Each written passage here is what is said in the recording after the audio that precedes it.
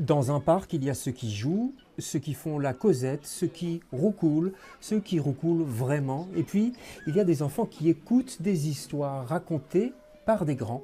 Et leur histoire préférée, évidemment, c'était... Pipi, crotte et prout. Pourquoi? Parce que j'aime bien quand il faisait pipi.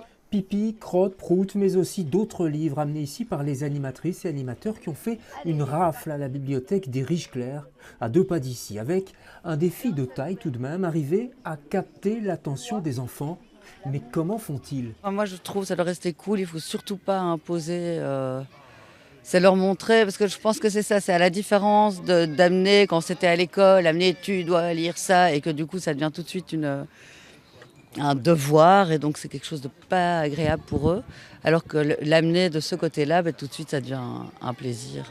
Le plaisir d'écouter des histoires, de se frotter aux livres, de les toucher.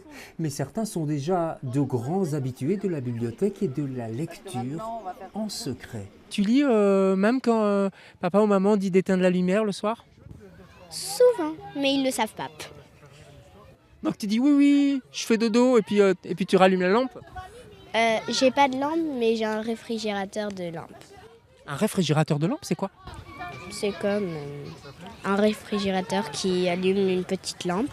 Voilà, chacun sa méthode. Et puis, si vous avez entre 3 et 10 ans et que vous n'avez pas de lampe réfrigérateur, rassurez-vous, vous n'avez pas raté votre vie. Il vous reste jusqu'à la fin de l'été pour lire dans les parcs des 19 communes de la capitale. Tous les horaires sont sur le site de la Fédération Wallonie-Bruxelles.